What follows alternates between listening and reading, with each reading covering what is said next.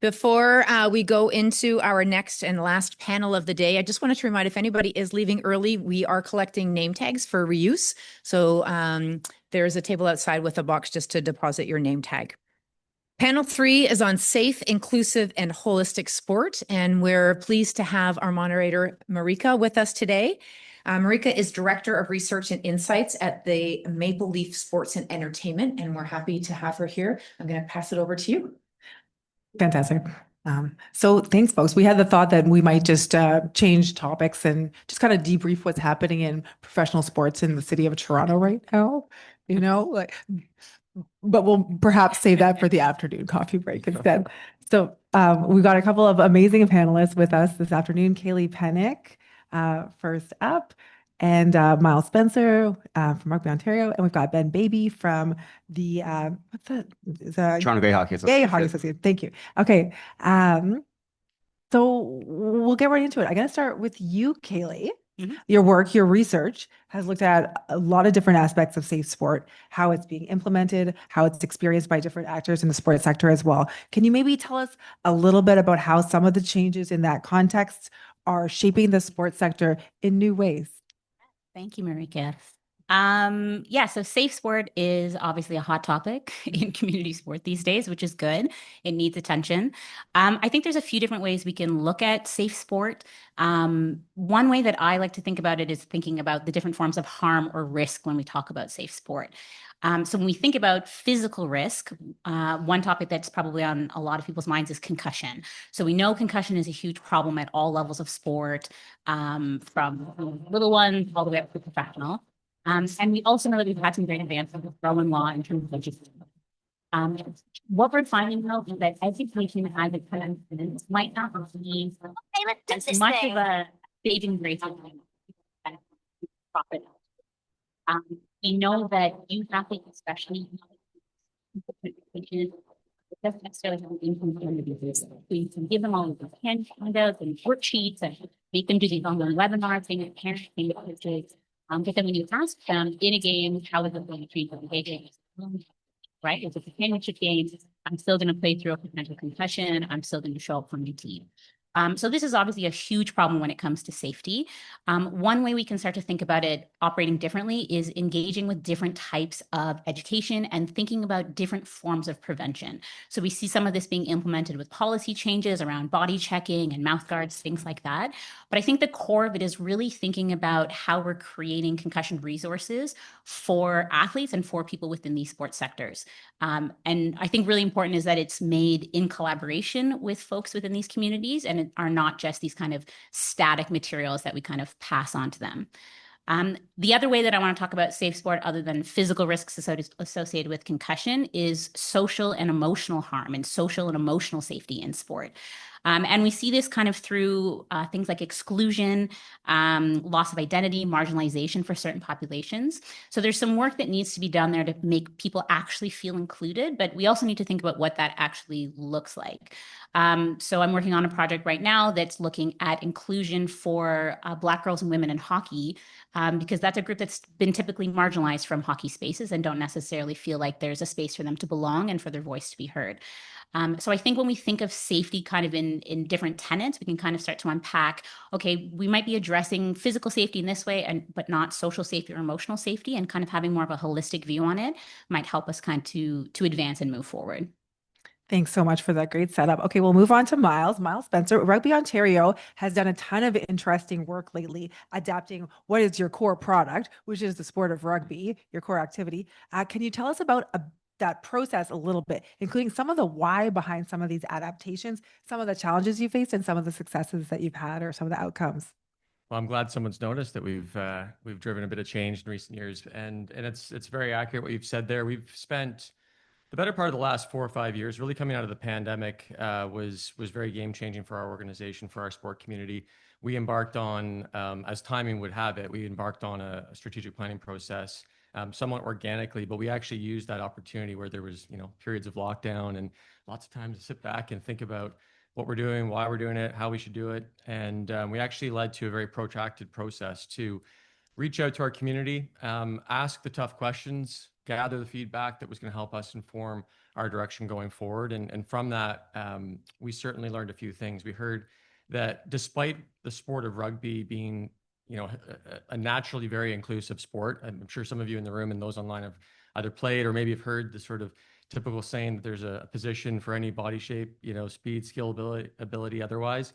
That does remain true, but we worked very hard to become a bit more deliberate about what inclusiveness, but what inclusion meant for our sport and our community, and how that actually extended to things like considering equity and opportunity, accessibility to our sport. And so that was the sort of launch point for some meaningful change in our sport. The crux of it was actually to be able to stay current with what is a rapidly changing world and a society and obviously our sport community. So tapping into that and actually coming out on the other end with some very specific initiatives. And I can give you a couple examples. So from that process, we launched what was called our Build Belonging project. And what that was aimed at driving and increasing participation specifically in underrepresented groups, whether that be BIPOC, 2S LGBTQ+, people with disabilities, be it physical or intellectual. And that was through a very community-driven approach. So actually working with local clubs within their communities and empowering them to find what inclusion, what diversity, what accessibility means for them based on their needs in terms of growing their base within their community. We also, concurrent to this, we were working on a mixed ability rugby program, which is pretty progressive. It's for a contact sport, naturally, finding opportunities to give players, participants, full autonomy to make a choice. So often in sport, people are told, you can't play that sport. It's not safe for you. You have a disability. Your son or daughter shouldn't choose rugby or hockey or whatever the case may be. And we found a way through mixed ability rugby to make some slight modifications, still keeping the sport in its traditional form as a contact opportunity, but making it safer for those that might have specific needs. And so no matter your age, your ability, your experience, there's an opportunity on the pitch for you, playing with able-bodied individuals, like-minded individuals, and ultimately create an environment based on inclusion. And something more recently, we've been launching in partnership with our national governing body at Rugby Canada, as well as the international governing body of World Rugby, is a new variation called T1 Rugby, which is a non-contact variation, which has a more significant modification to the laws of rugby, but still keeps the essence of the sport. So from my point of view, someone who's played the game, and I've now played T1, it's the closest thing to playing rugby without it being contact rugby. We still maintain the essence of rugby with things like scrums and lineouts and keeping that experience the same, but dialing back the elements that might be barriers to entry for some stakeholders. So with that, I've actually, since I've been here, I asked if I could add a video to my bit. So I'm going to cue that up now. And this is sort of the essence of a couple of things I've talked about. This is an event that we run every year, but I'll maybe cue that for the moment.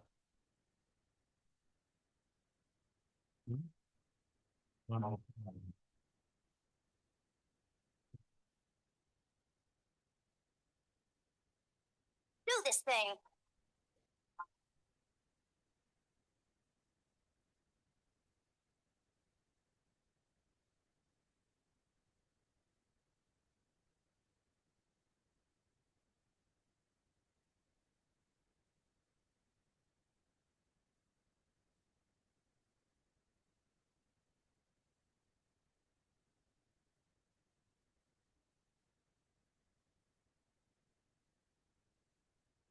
Wow, thanks, Myles. That looks like an incredibly safe, social, fun experience. So moving on to Ben for another perspective on safe sport. Toronto Gay Hockey Association is possibly the largest gay hockey organization in the world and thriving with 20 active teams in the league this season. Can you just tell us a little bit about how the organization is managing that growth and simultaneously balancing goals around safety and inclusion? Thanks so much. I'm going to talk about who we are, some of our successes, and some of our challenges. And so, yeah, we are a 20-team hockey league based out of here in Toronto. We were founded in 1994. And for the first 15 years, it was fairly stable. We didn't have a whole lot of growth. And there's part of me that wonders if growth is a good thing. If folks are still gravitating towards specifically inclusive environments, that means they're still not feeling welcomed in the general population. So that's something that I think is important to consider. As much as we celebrate our success and our growth, I think it's important to recognize that a lot of people still aren't feeling comfortable and welcomed in general spaces. So as we've grown, especially post-pandemic, in 2021, we were at 14 teams, and this year we're at 20 teams. So that's a growth of 6 teams in just 3 or 4 years. With that comes a lot of challenges, costs, and the ability of our volunteer-based organization to function.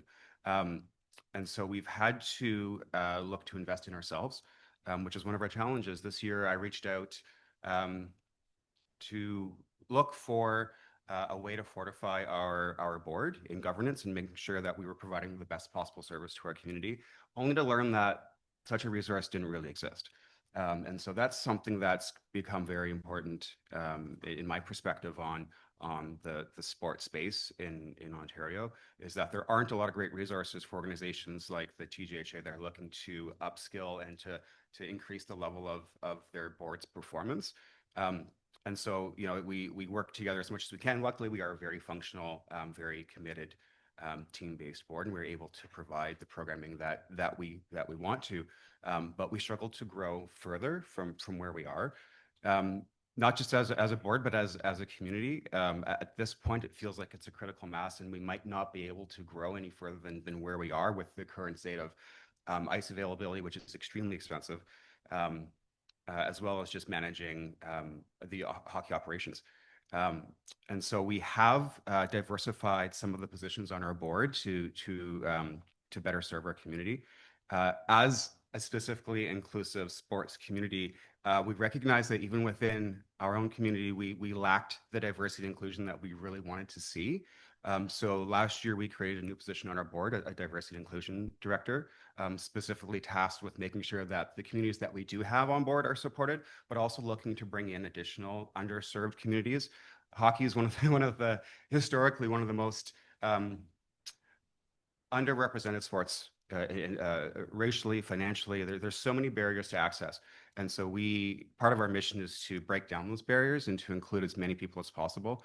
And so with that new board director, you know, their focus is really narrow in ensuring that we access those communities and that they can access us. It's challenging that we struggle to have the resources to do that. Just in the last few months, we've reached a size where other smaller organizations are reaching out to us for support, and we're realizing that we don't have the resources to support the smaller organizations. And so now we're struggling to find the balance between serving our community and serving the subcategories within our community. So that's a unique challenge that we're currently facing, trying to support these other groups and bring them into the hockey community as much as we can. But we're struggling to do so with the resources that we have available to us. Some of our growth strategies have included increasing the number of volunteers that we have, and it's also part of one of our goals of increasing leadership within our community. So we've had skills training within our community for years, but this year we decided to develop a coaching staff. And so we have an internal coaching staff where we can support our newest players. We do welcome players of all skill level. And as we grow, that creates the delta between the newest and the most experienced players is really significant. And you're putting these players on the ice at the same time. And that creates a whole host of challenges. And that's part of our mission statement, that all skills play together. It's a part of the community component of our organization.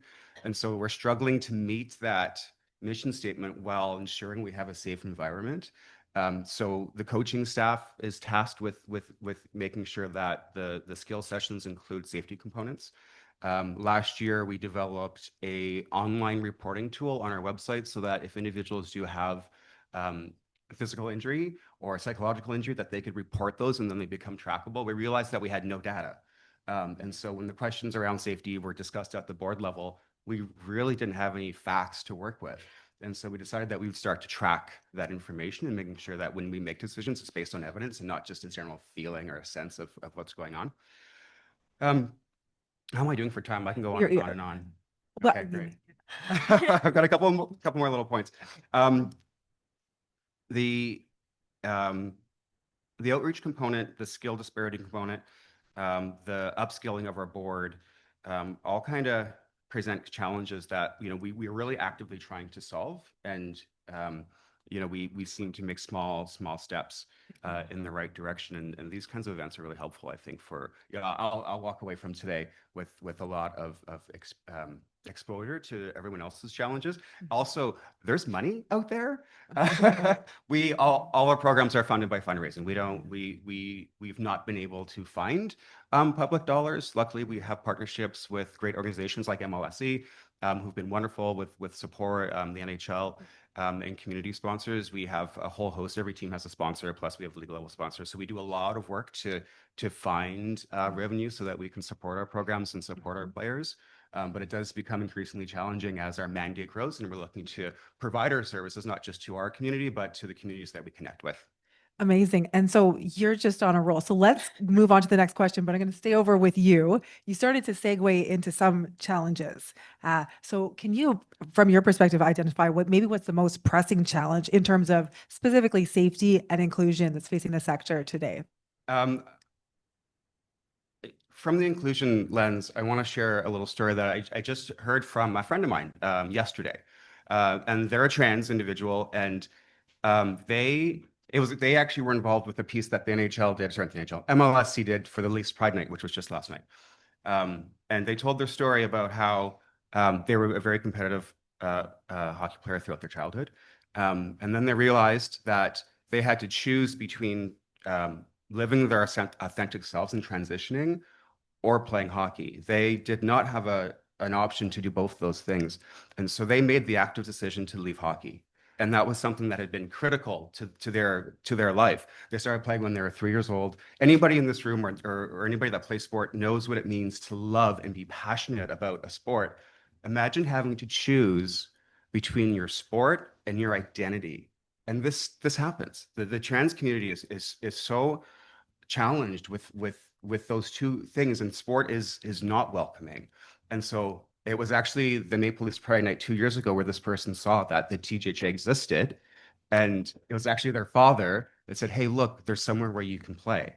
And so now they're on board with us. They're also one of our new player ambassadors. We've got 3 new player ambassadors to make sure that our new players are supported. But could you imagine having to choose between who you are at the core and playing the sport that you love so much? Thank you. Okay. And if we can maybe move back to Myles at the same question. So from your perspective, most challenging issues around safety and culture today? Yeah, and I think this is not unique to our sport in rugby. I think it transcends sport and recreation. It's the attrition, around volunteers, the recruitment and retention of volunteers at every level, be it coaches, referees, or match officials, as we call them in our sport, umpires, judges, etc. And then the people, like the lifeblood of the community. That's the people that run our clubs, that are volunteers. We're still very much an amateur, not-for-profit sport community in rugby, and we don't have paid staff in our club environments, and so it's the burden, if you will, relies heavily on the shoulders of very well-intended but fewer and fewer volunteers, it seems, by the year. And the challenges that we're facing, that we're hearing about, are can be summarized in terms of time constraints. These are people that live lives, have families, day jobs, maybe more than one day job. They might be a single parent, but as Ben was saying, they have a passion for sport, and they'll do everything for that sport, and sometimes put it first, right? And so time constraints, while trying to be a coach at the core, but also doing the logistics planning and ordering the kit and making sure that they have a practice plan and all these things, the coaching almost comes secondary in a lot of cases. And in addition to that, things like an increase in expectations. So the role of the coach, and I'm looking over at Jeremy because I know Coaches Association of Ontario have done a lot of work in this area, and there's been a lot of publicity around that. And it's real. I mean, we're hearing that from our volunteers on a regular basis. And then furthermore, the regulatory burdens, I'll call them. And I don't mean to say this to be dismissive of the importance of safeguarding and all the things that have been mentioned today: Rowan's Law, Safe Sport, coach certification and qualification. These are all imperatives. But again, to my first point, in often cases, it's the same individuals that are having to manage these additional roles and responsibilities within club environments. And then the last one is just around the lack of support and recognition that our volunteers get on a consistent basis. Support being not financial, support being, helping with development, making sure that that individual has an opportunity to grow and develop within their sport environment, and being recognized for that from time to time. The volunteers are the backbone of all of our sport communities, and without them, sport starts to regress. Thank you, Myles. And really interesting, stretching my brain to hear that issue directly tied to safety. So let's hear from Kayleigh next, from perhaps the researcher perspective on some of those most pressing challenges. Yeah, absolutely. And to pick up on the thread that Myles just said, the volunteer issue certainly transcends, especially when it comes to concussion. We know in the research that coaches express uncertainty and difficulty with having to be first line reporters when it comes to concussion management, right? So not feeling confident. When we have athletic therapists or athletic trainers on the team, they are usually happy to defer that decision and that responsibility to the trainers. But often with the coaches, they just don't feel that they have the time or the resources or the capacity to not only manage the team, but now also manage the concussion. They acknowledge how difficult it is and how important it is, but that extra burden, as Myles said, we see showing up in the research, and it is certainly a challenge. I think another challenge in the sector is kind of one size fits all policies when it comes to inclusion and safety. I think that there is a need for, a foundational level of safety and inclusive policies, but I think we also need to reflect on who we're trying to protect and what these kind of safe spaces look like. And I think if we think about it in another way, we can think about how we have to show up for accountable spaces and being responsible for these spaces, and just kind of shifting that lens a little bit. And with Ben's example, with his friend who didn't feel like they had a place in hockey, we also unfortunately don't know how people feel safe and included when they end up leaving the sport for those reasons. So when they don't have that opportunity to share their perspective and speak up and have their voices heard and have those influence how their club operates, that's where we're starting to see some of that attrition and dropout in sport through people who just don't feel safe or included. So I think we need to have a general sense of policies, but I also think that we need to think about, are we including the community in these decisions? Are they evidence-based? And then how can we roll these out so that everyone can be held accountable and responsible throughout the club and for all actors in the club? Great. Okay. So, and really connecting the dots between some of the things you were both talking about. So let's move on to a little bit of a more positive note, pulling out our magic wand, or perhaps given the season, if we're speaking to Sports Santa, writing down our Christmas wish list, what changes would we like to see in the province this year or in years to come? I think my soft take would be, just encouraging more partnerships between researchers and community sport organizations. I think there's a lot of shared ideas. We're seeing it here today. I've had so many great conversations with folks today. So kind of working together to figure out solutions and have those be evidence-driven and grounded in the community itself, I think is great. Maybe my harder take would be, I was listening to Joanne this morning on the first panel talk about these great entry points into sport for volleyball and how they have these, they've adapted the game and there's this emphasis on fair play. And I think that's so, so important. But I think it also, when we look at how the sport culture currently operates, it is actively working against us being able to build these safe and inclusive cultures. I think when we have the professionalization of youth sport happening, where kids are engaged year round in high competitive elite sport, and we see this filtering down from professional sport and these kind of negative, harmful practices that then start to influence through all levels of sport, that's when we need to kind of step back and think about how we can approach the sport culture in a way that centers inclusivity and safety. Now, obviously, that would be a very big magic wand in terms of addressing safe sport culture and sport culture in general. But I think that having that shift is something that we need to keep those lines of communication open about and thinking of ways that we can approach that together. Great. If we could head over to Myles. Yeah, I can dovetail off that a little bit. I mean, the financial realities are obviously something I'd love to see change. I mean, at the PSO level and well, certainly at every level. I mean, tightening budgets is just a reality. But I want to try and be positive, like you said. The reality is we are increasingly reliant on the sort of traditional revenue streams. Reliance on government grants and membership revenue. The fact of the matter is the cost of doing business is getting more expensive by the day, by the week, by the year. and the mandate creep is hard to keep up with.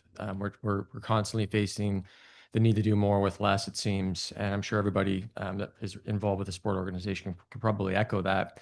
But what we're trying to do, and I'll kind of tie it back to the short video I showed, was trying to innovate on how we're generating revenue and support and awareness of our sport. So that was a demonstration of the power of sport, bringing community, bringing corporations together, bringing people together, using sport as the vehicle, but the message was what was transcending the day, all in the spirit of raising money to support some of the initiatives like creating accessible opportunities for youth, subsidies for representative athletes that might go on to represent our province and our country. And so having to think differently is, I think, the positive here is let's not be changed. Let's be part of the change. Let's find the change that we need for ourselves, even if that requires thinking outside the box. And I'll give you one example. I'm sure most of you, hopefully all of you saw it. Recently, the success of Canada's women's rugby team at the Rugby World Cup, narrowly missing out on history and winning that thing, but doing it in a way that required, some significant support. And I think the story that made the press was in many ways misrepresented, suggesting that the team wasn't funded and were underfunded. The fact of the matter is the program was well funded to a certain extent, but up against their competition, they were significantly underfunded to the tune of $25 million. So I say that only because what it showed was, and I'll give total credit to those that made it possible, but Rugby Canada set out to raise $1 million to support that program so that they had a fighting chance of not just getting there, but winning. And they did a wonderful job to be ambassadors for our sport, but for our country. But what it showed was, even at that level, like, there is significant need to be competitive, to even just be there, to give our athletes the best opportunity. So if that's what the realities are at that level, we all know what we're facing at the community grassroots level and everywhere in between. So I guess what I would say is everybody think innovatively, think differently about where we get our money from and where we find our support, and not just think about, okay, we got to go to the low-hanging fruit all the time. There's people out there, there's organizations that are looking to align with sport to drive their values and the benefits of both building better people and better places. So yeah. Mhm. Okay, great. So practical shifts in culture, new revenue sources, and now Ben, what would be the changes that you're looking for? Dear Santa, I've been a very, very good boy. I was thinking about this question, and I thought, if I had, a wish around this topic, what would that look like? And for me, I'm coming from a perspective of adult community sports, from a career perspective, and I imagine a program, a certification, some sort of credential that any organization could apply for. It would include some training. They would get an endorsement, in their marketing material saying, "Hey, this organization has, this credential. They've had this training, this education. They support these ideas."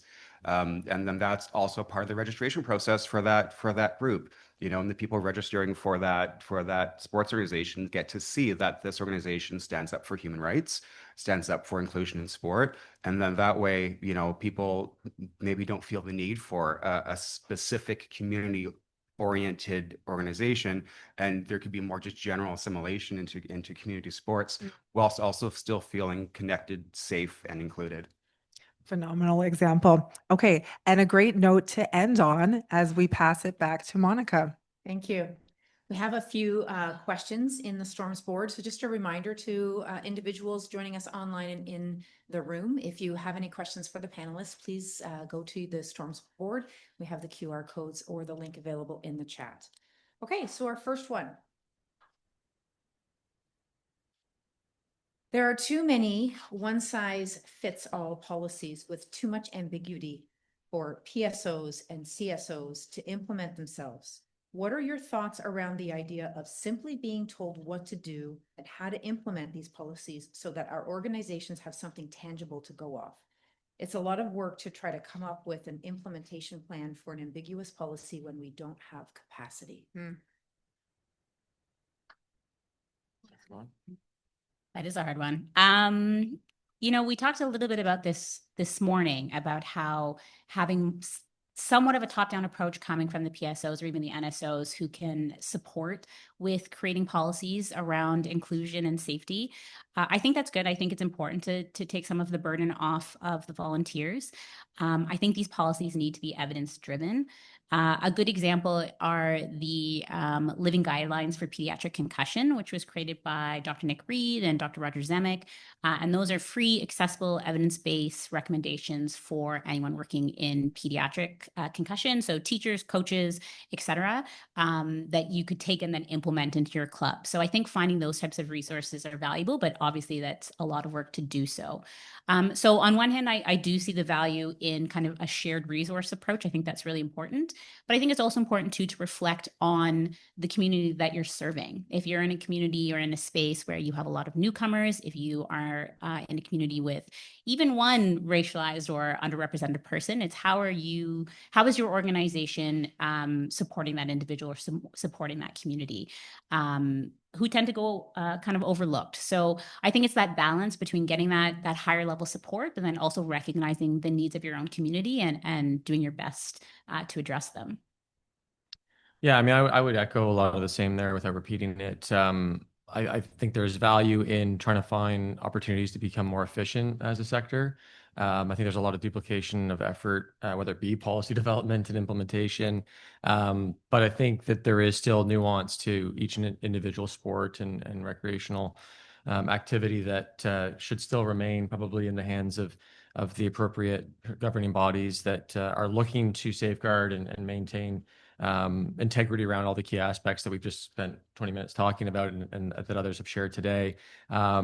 Why? Because I think that there's a need for consistency and consistent application across the board so that the experience is maintained no matter what community or region. And there was conversation earlier about the disparity across regions in various parts of sport. And I couldn't agree more, there is. But that's actually a great thing at the same time. So I think that allowing room for the nuance to exist and application to be diverse, but maintaining the essence of whatever that policy or bit of integrity that we're looking to maintain requires.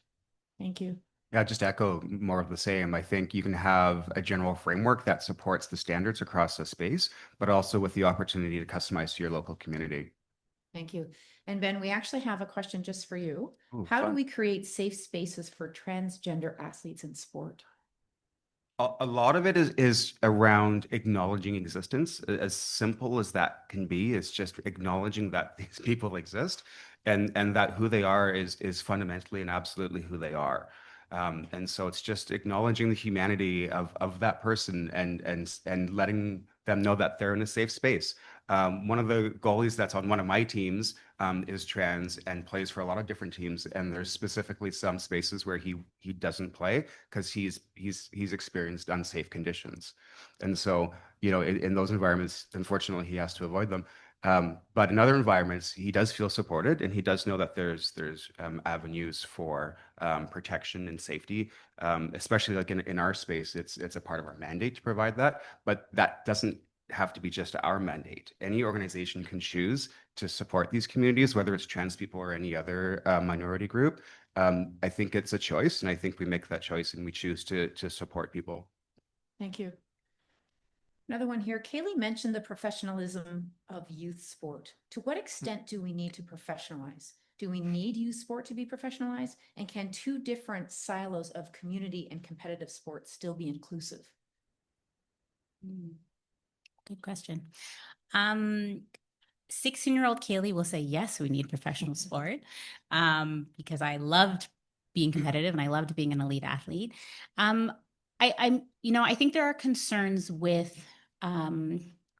this high performance pathway for youth. I think there's a lot of opportunities. I think some youth absolutely love it and they shine. But I think there are some pitfalls to it as well. When we look at what are the negative aspects of sport, the things that we don't like, a lot of those come from these cultures that promote playing through injury, that promote excellence over pain, that emphasize silence when met with things that don't align with people's values. And I think when we uphold those tenets in sport, it trickles down to our community levels, it trickles down to our youth levels. We see it through the media.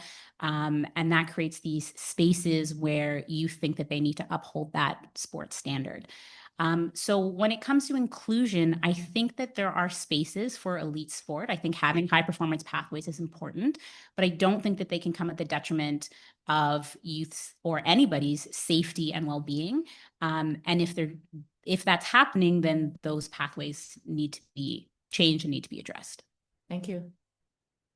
How do community sport organizations recover following a maltreatment report?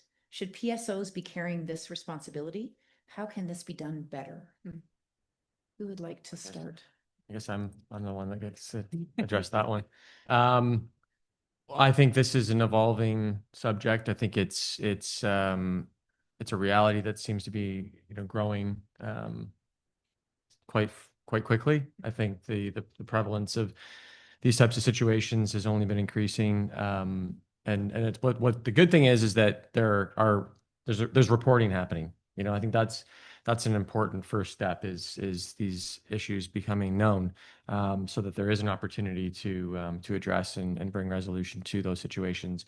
I think every situation requires a unique approach. I mean, we can't treat every situation the same. So as much as we can equip our volunteers and the leaders of our community sports clubs with knowledge and education, at the end of the day, we can't approach those situations with a blanket policy, a blanket approach, because they are nuanced. They are delicate situations that require delicate care. So to be fair, it's quite new to be addressing these types of subjects because they've always existed, but I think there's a lot more attention to them, and for all the right reasons. It's all about safeguarding the community, and there's significant liability at stake for people, individuals, that can affect their personal lives, their professional lives. And so I think it's a big responsibility for volunteer leaders. And one important change that we're seeing happening in our sport is younger people are taking up positions of leadership.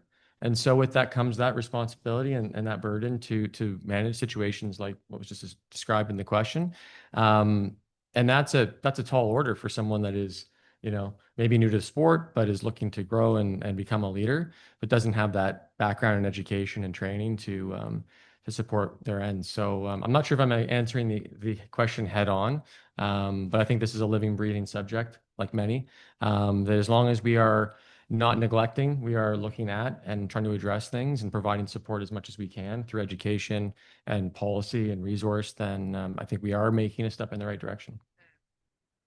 Anything further? No? Good. Okay. In the interest of, thank you. In the interest of building sustainable and inclusive sport models, to what extent should we try to avoid creating separate sport programs or organizations that silo low-income youth or other potentially marginalized people from being part of big sport organizations? Playing together is one of the key values of sport, but it can also be in the interest of PR or our funders to highlight the girls or others who may be left out.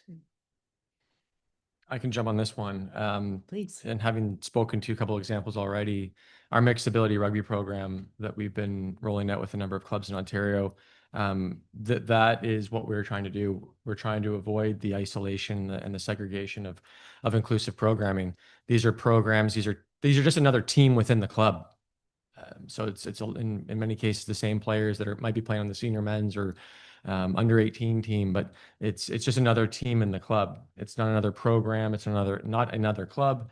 The mixed ability team just happens to be another team in the clubhouse. And so the experience is the same.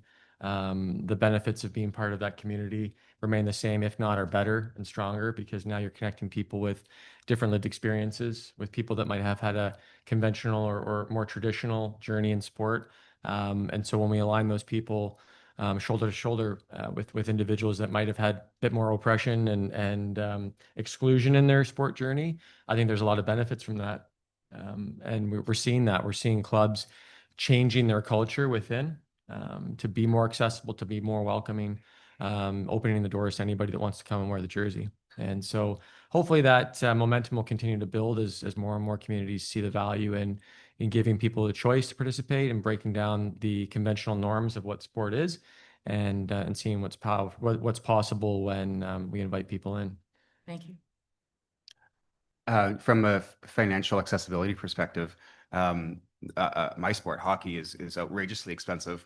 And one of the things that we offer is a subsidy program for our members. And so on the registration process, somebody can choose to both apply for a subsidy or offer to fund the subsidy. So during that registration process, every year we get donations from within our community to support bringing in people to our community. And just to add to that, I think we could also think of it in terms of an equity versus a quality issue, right? Is everybody getting the same thing, or are people getting what they need? So when it comes to, historically underrepresented communities or groups, I think it's important that they are supported in a way that they can kind of be brought to the table as well. Thank you. How can we as sport administrators begin to intentionally shift the culture from one that prioritizes early specialization and premature exit to one that fosters longevity, holistic development, and sustainable engagement across a lifetime? We seem to be stuck in the loop of this is the way we've always done it.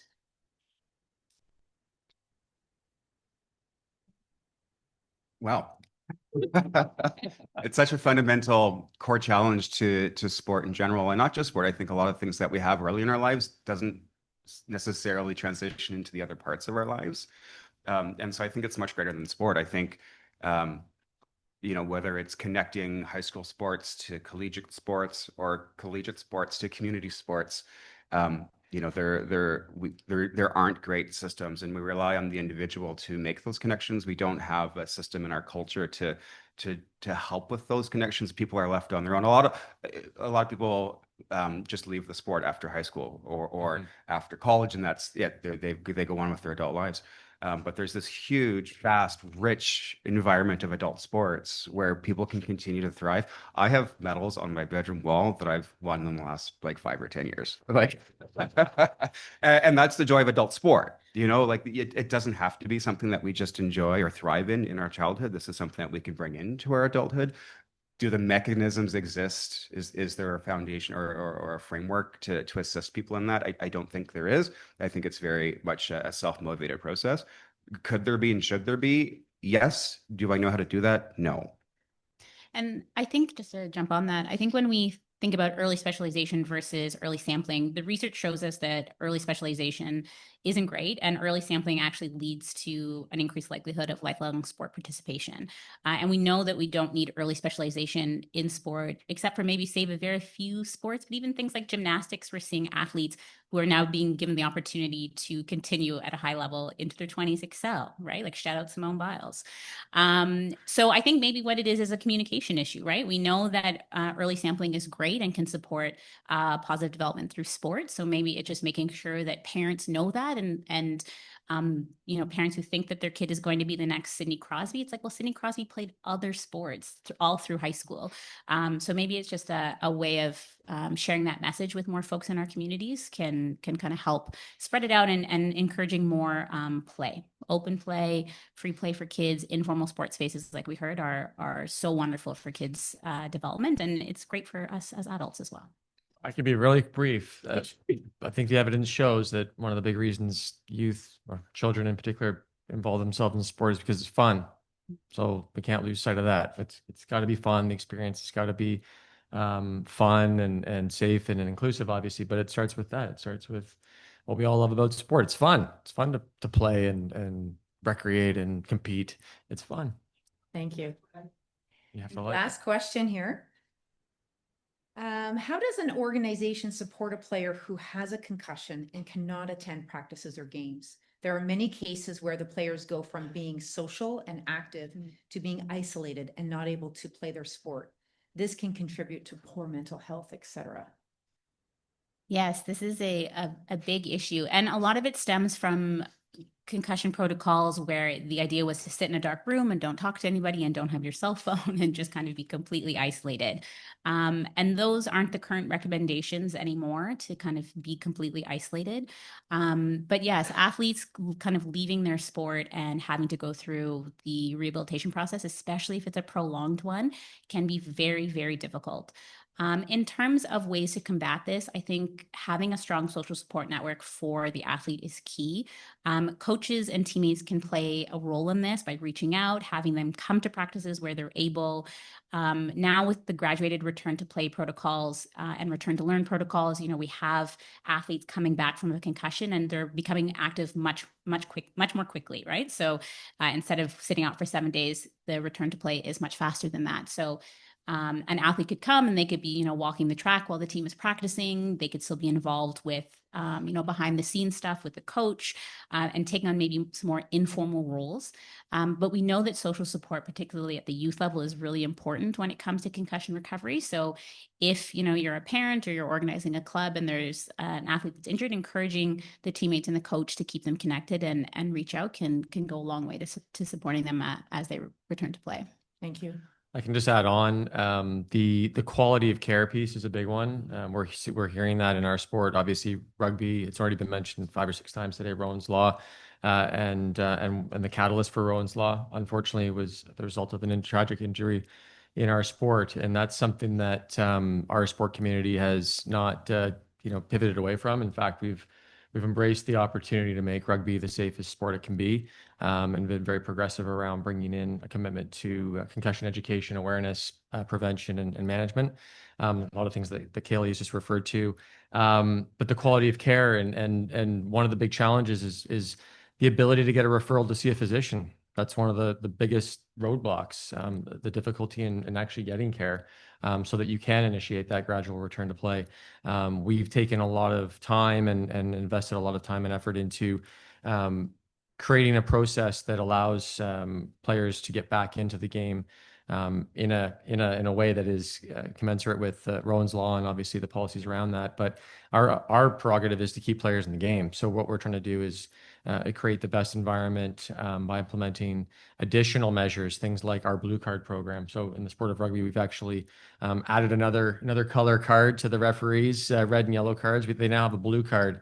And it's not just referees that get to use it, but ultimately anybody around the pitch can issue a blue card if we suspect a head injury. Another thing that we've done in rugby for a long time is use an expression: when in doubt, sit them out, and we don't take chances.